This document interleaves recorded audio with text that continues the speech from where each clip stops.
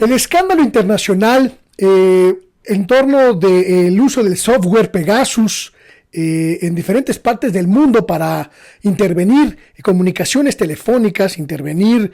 aparatos de comunicación y realizar trabajos de espionaje, pues en México ha dado un vuelco significativo este miércoles, una vez que el titular de la Unidad de Inteligencia Financiera de la Secretaría de Hacienda, Santiago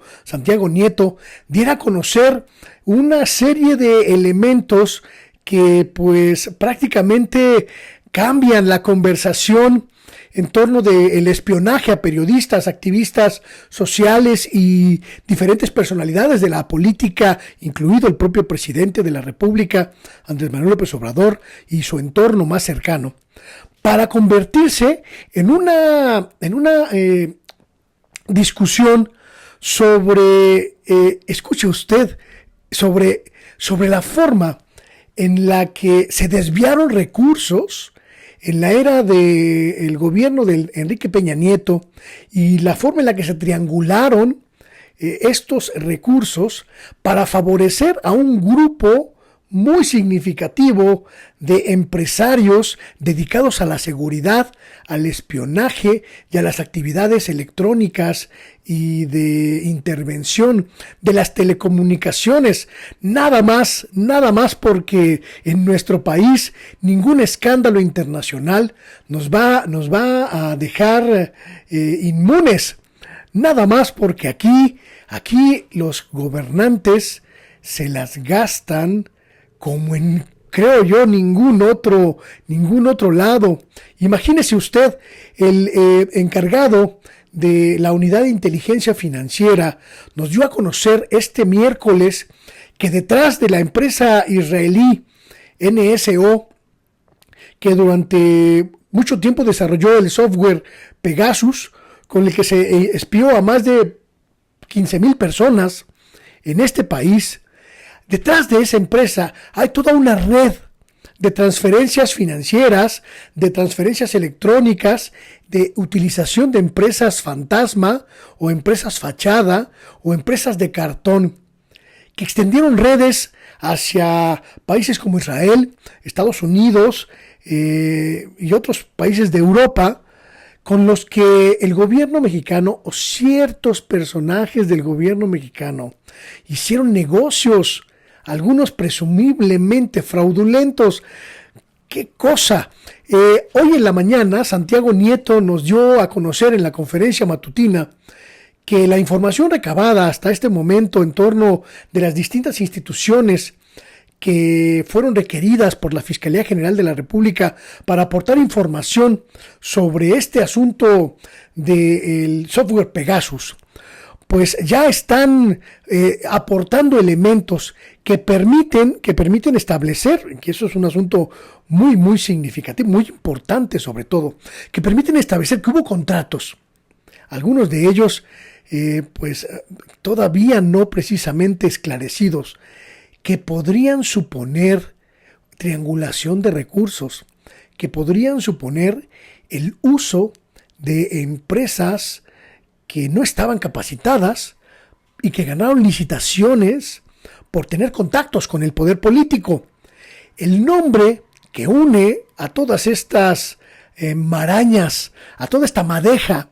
de corrupción, espionaje, mentiras y video, pues es un nombre que ya tenemos muy identificado en los últimos años. Tomás Herón, un hombre que fue responsable de las investigaciones en torno del lamentabilísimo caso Ayotzinapa, uno de los precursores, uno de los creadores de la mentira oficial, de la verdad oficial, que durante mucho tiempo pues algunos medios y algunos políticos establecieron como la verdad en torno de la desaparición de los 43 estudiantes de Ayotzinapa. Y este hombre, Tomás Herón, ahora aparece, que además, acotación para que no se me olvide, está prófugo de la justicia mexicana y se encuentra precisamente en territorio israelí. Pues este hombre, nada más y nada menos que pues aparece en esta maraña que ha dado a conocer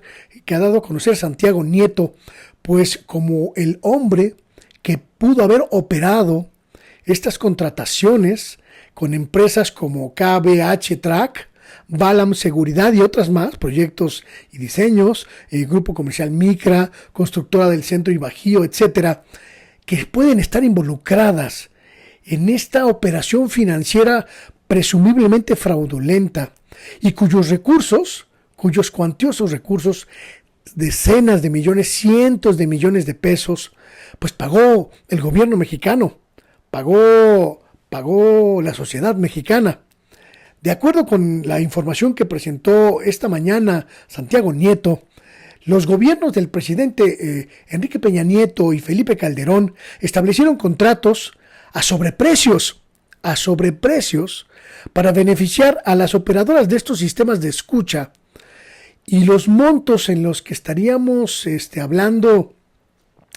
de fraude, de recursos, de operaciones ilícitas o no regulares, pues superarían los 5,000 millones de pesos. Estamos hablando de cifras brutales, pero además estamos hablando de una excesiva complejidad que redunda en un asunto. Los gobiernos de Enrique Peña Nieto y Felipe Calderón, además de siniestros, eran profundamente corruptos.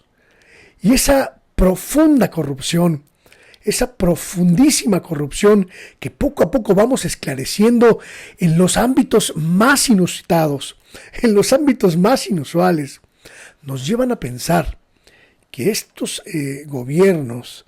merecerían el más implacable de los juicios de la sociedad mexicana. Un escándalo como el de la intervención de los aparatos telefónicos, los aparatos de las telecomunicaciones a través de un software llamado Pegasus, ahora se convierte en una indagación sobre actos de corrupción, uso y abuso de recursos públicos para beneficiar a empresas que no estaban constituidas en México o que al menos no tenían la capacidad para ganar contratos multimillonarios. Y eso, sin lugar a dudas, habla profundamente del grado de putrefacción al que llegó nuestro país con Felipe Calderón y con Enrique Peña Nieto. Los datos que presenta hoy Santiago Nieto complementan de alguna manera lo muy poco que dio a conocer el martes pasado la Fiscalía General de la República, que pues había dicho que tenía algunos elementos, pero que no había mucho más. Sin duda, Santiago Nieto pone la vara muy alta hoy, dándonos a conocer redes de complicidad, dándonos a conocer pues mecanismos de financiamiento, triangulación de recursos, y por supuesto que nos obliga a los mexicanos, nos obliga a los ciudadanos mexicanos a lanzar la pregunta: ¿y la Fiscalía General de la República qué va a hacer? El mensaje es muy claro. No solo se trata de investigar el espionaje a través de instrumentos de telecomunicaciones. No solo eso, ahora también se trata de investigar la maraña de corrupción que permitió el financiamiento, que permitió la operación de este asunto con empresas fachada, con empresas de cartón. ¿Qué es lo que va a hacer la Fiscalía General de la República de Alejandro Gertz Manero? Pues ahí están ya los elementos que tiene a su disposición la Unidad de Inteligencia Financiera. Allí están ya algunos de los nombres de las empresas. Está ahí también la explicación que dio Nieto: 10 empresas que tienen características pues de fachada por su escaso nivel de recursos, con accionistas y representantes comunes, con domicilios comunes, y que además tienen a una figura como eje articulador. Tomás Cerón, que sin duda, aunque esté prófugo, pues es una pieza clave para desenmarañar esta madeja de basura que cada día huele peor. De acuerdo con la información que dio a conocer, pues el gobierno mexicano está dispuesto a revelar absolutamente todo, a llegar hasta el fondo de esta indagación, y seguramente tendremos que esperar para los próximos días, para las próximas semanas, pues indicios mucho más claros de por dónde va esta indagación, de hasta dónde va a llegar esta investigación de la Unidad de Inteligencia Financiera, y sobre todo hasta dónde va a llegar la Fiscalía General de la República, ahora que Santiago Nieto le ha puesto una pues muestra clara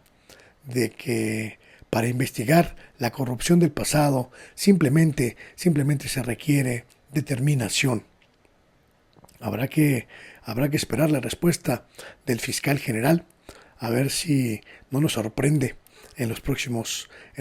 días. Estaremos atentos. Seguramente este asunto va a dar muchísimo de qué hablar, con este vuelco en torno de Pegasus y los pagazos, como dice el maestro Fabricio Mejía. Yo soy Luis Guillermo Hernández y esto es El Oficio del Reportero.